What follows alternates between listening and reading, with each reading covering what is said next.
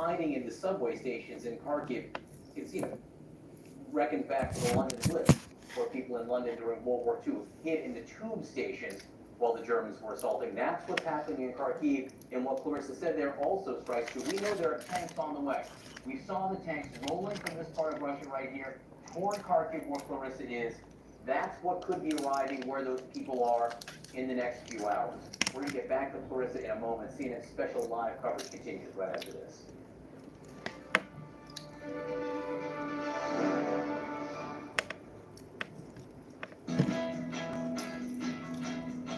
Long before there were refrigerators, people all over the globe were fermenting food to preserve it. The first humans were fermenting food as early as 6000 BC. Fermentation usually results in strong and slightly sour flavors. And that fermentation process also produces lots of good bacteria or probiotics that can be good for your gut. A healthy gut helps you digest food better and absorb nutrients more efficiently. So what are some of the foods to add to your diet? Kefir is a liquid milk beverage that has less sugar than yogurt and contains about 3 times more probiotics. And kombucha tea is a fermented black or green tea, which has the same health benefits as tea, with an added dose of probiotics and yeast. Try 2 popular fermented cabbage snacks. Sauerkraut is great added to a sandwich, or try some kimchi, a popular Korean dish. Heard it all before? Or have you heard it like this? The ultimate disruptor that's set to shake up our world. We really can't ignore the impact that this has.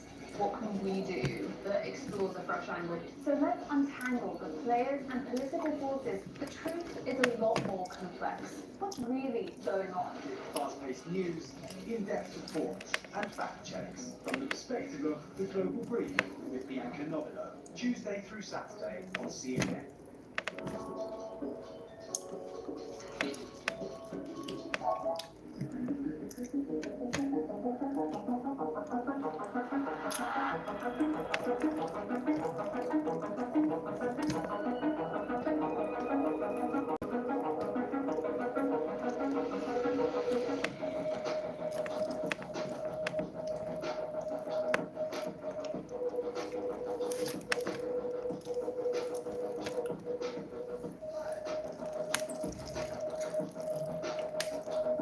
It makes a lot of sense to switch to sustainable energy.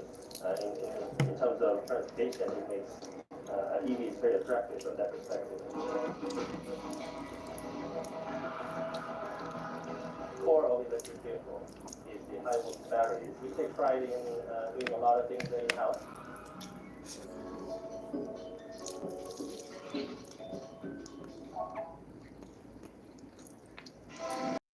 We heard from Clarissa Ward in the city of Kharkiv, where she is with people hiding in the subway, sheltering in the subway there, akin to the London Blitz. And Clarissa, my question to you just before we went to break, if you could hear, we have reports, and you mentioned this, that there are tanks rolling over the border from here, headed toward Kharkiv right now, headed to where you are. What's the sense of the people there? What's the awareness from the people there that there may be Russian ground where you are in the next few hours?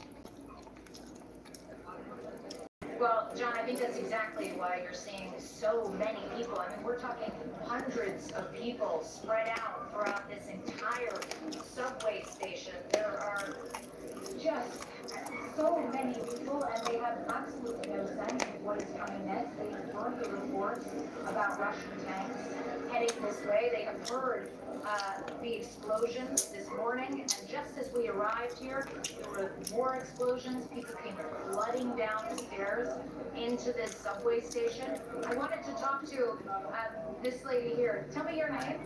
My name is Sveta. Sveta, tell me, how many hours have you been here in this shelter? We've just heard about information that it's expected some, I don't know, exposures, and we arrived maybe an hour ago. Are you frightened? Are you scared?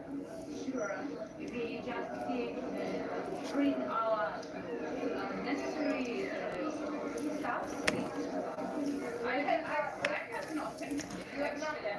Yeah, I have passport documents and some money, and Mostly we can't take cash because I'm not sure that I can pay by card now, and I'm not sure I can get anywhere for now. Do you have a car? Yes, I have one, but I don't have the thought that I can be safe in Ukraine, in any city. And this is something we're hearing a lot, John, is this idea, people have a car, but where do they go? People have no idea in this moment where is safe to go, because this is such a widespread assault targeting cities across the country. There's this sense of desperation. The only thing to do is grab what you can and come down to bomb shelters like these, which are, by the way, subway stations. Yesterday, this would have been busy with people coming and going to work. Today, they have woken up in a new country, and they have no idea any longer what their future in it is, John. Hundreds of people with you. Where do they go? As you can see, you're here in Kharkiv is surrounded at this point by enemy territory. Russia, Belarus, the entire nation of Ukraine right now targeted by air assault. Clarissa Ward, please, you and your team, all the people you're with, stay safe. We'll come back to you in a little bit. All right, let's head now to Sam Kiley, also in Ukraine. You are in Kharkiv, which is coming in from the Russian-backed area. What's it been like? Well, we're here in downtown Kharkiv, where things are actually fairly quiet because people have been monitoring very closely these missile attacks that are coming in sporadically, but they have been coming in since an hour or two before dawn, about 2 hours ago now. There were very substantial series of explosions fairly close in, and they coincided with a film that Fred Weigand, who's on the other side of this war, about 50 miles north of where I'm standing on the Russian side, he was able to film multiple rocket launching systems firing into, or towards rather, Kharkiv. Now, we don't know exactly where those landed, but they were landing close enough to cause a slight concussion on the windows of my hotel. Bye-bye. Up against it. We've also, in the last 25 or 30 minutes, seen an airstrike, or rather a missile strike or an artillery strike further to my south, not very far, a bit closer into the centre of town. The issue